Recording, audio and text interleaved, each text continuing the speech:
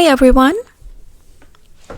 In this video, we will learn how to make sentences in past tense using first person pronoun. Now, in our previous video, we learned about making sentences in past tense as first person pronoun.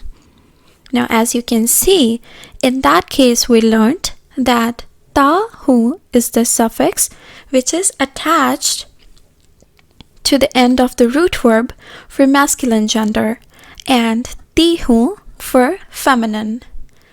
Now for past tense, the root verb takes the sound of a at the end, and for feminine gender, it takes the sound of e at the end.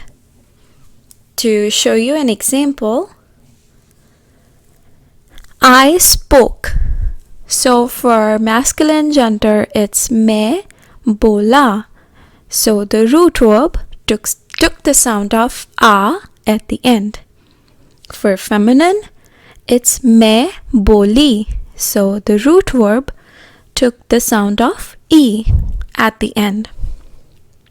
Now, one thing to remember is that these rules for past tense, they are applicable to the intransitive verbs. Thank you so much for watching, and if you enjoy the video, please let me know by clicking the like button. Do share, write a comment, and don't forget to subscribe so that you can catch up my next video.